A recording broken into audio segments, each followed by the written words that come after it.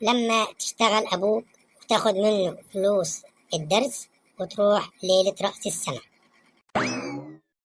بقول لك إيه يا حاج، عايز فلوس الدرس.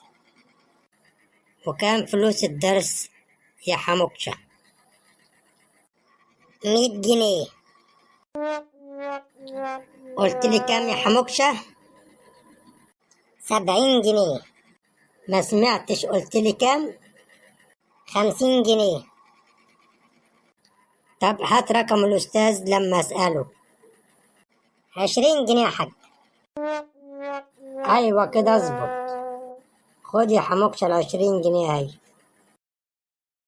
تسلم لي يا حاج.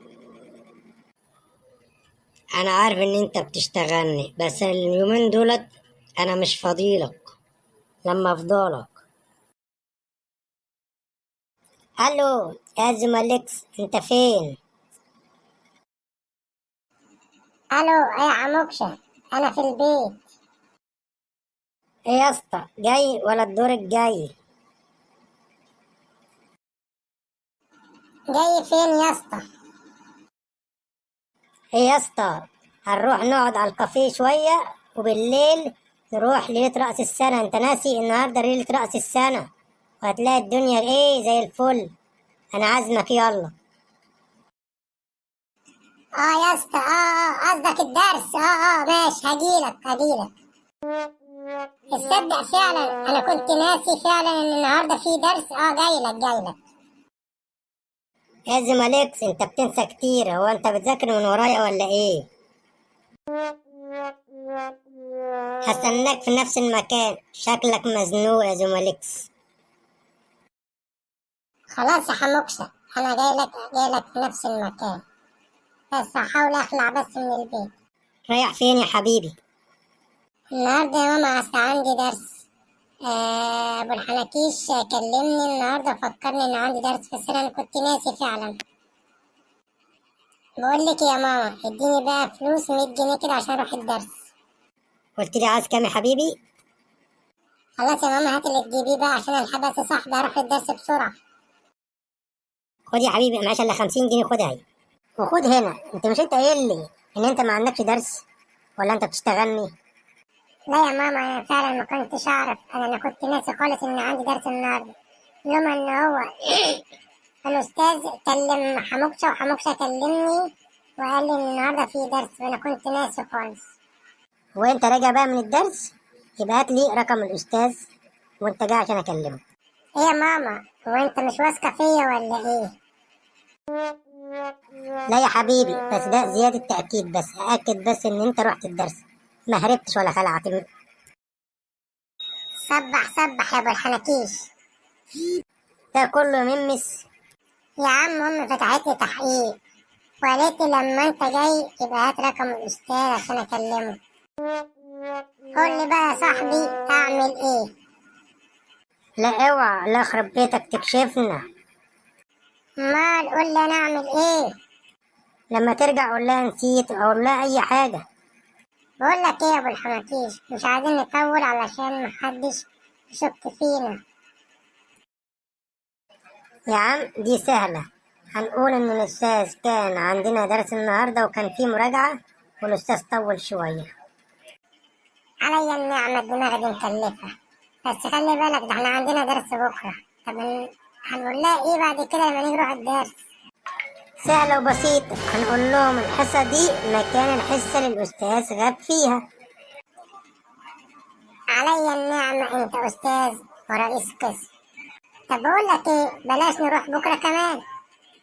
عليا النعمة، انت هتبقى غشيم. غشيم ليه بقى؟ كده ممكن الأستاذ يلاحظ ويشك، وبعدين لما يكون مرة ومرة لأ، مبلوعة. والله انت أسطورة. شوف انت هتطلب ايه؟ لا انا جعان. بمناسبة الأكل، في ملحوظة رفيعة كده عايزة أقولك عليها. قول يا نجم قول. لما تروح وأمك تجهز لك الأكل، اوعى تقول لها أنا أكلت. اشمعنى يعني؟ ما تبقاش غشيم، ما دي معناها هتقولك امال انت جبت فلوس الاكل منين لما انت خدت درس. اه صح، تصدق. حاول تاكل لما تشبع، او ممكن تحط الاكل في اكياس لما تجوع كله. وربنا عارف لو انا من غيرك كنت عملت ايه. كنت هتنجح. ازيك يا استاذ يا محاسن الصدف؟ ازيك يا ابو حموكش، عامل ايه واخبارك ايه؟ بخير والله يا استاذ. الواد حموكش يا ابني بيشكر فيك وبيقول ان هو ما بيفهمش من حد الا انت. حموكشة؟ هو فين حموكشة؟ ده حموكشة بقاله 3 حصص محدش بيشوفه. ومين ده اللي ما بيجيش؟ حموكشة. حموكش يا ابني ما بيجيش؟ ايوه حموكشة ابنك ما بيجيش بقاله 3 حصص. هو انا هتوه عن حموكشة؟ هو وصاحبه اللي اسمه منس. انا كنت حاسس. ايه رايك يا صاحبي في المكان الجميل ده؟ كان جميل جدا بس انا خايف. لما عايزين نمشي انا خايف ابويا يقفشنا. يا صاحبي ما تقلقش، ايه رايك في المزة الحلوة اللي هناك ديت قاعدة على الكرسي؟ تعال نتعرف عليها. اسمك ايه يا مزة؟ وانت مالك؟ يا عم يلا نبعد يا عم، مش عايزين وجع قلب ولا مشاكل. هو ايه اللي انت مالك ده؟ وانت مالك؟ يلا يا صاحبي نروح احسن، يلا الوقت اتأخر. ماشي يلا زي مالكش نروح، يلا لو ان المكان جميل جدا. السلام عليكم. وعليكم السلام ورحمة الله وبركاته. اجري بسرعة، أنا بقول لك وطي صوتك واجري بسرعة. ليه، هو القطر جاي ولا ايه؟ لا وانت السادة يا حالتها، ده أبوك. طب ما يجي يا جدو، اهلا وسهلا. يا ابن العبيط، أبوك عارف إن أنت ما بتروحش الدروس وبتصرف فلوسك على القهاوي والكافيهات، وأنا يا حبيبي مش هينفع أعوش عنك. راح فين يا جدو؟ قال لا أنا ماشي.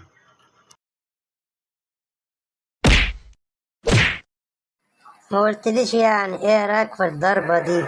بتهرب من الدرس يا حالتها؟ هو انت عرفت يا حاج؟ عرفت يا حالتها. استنى كده يا بابا يمكن اعرف اقع.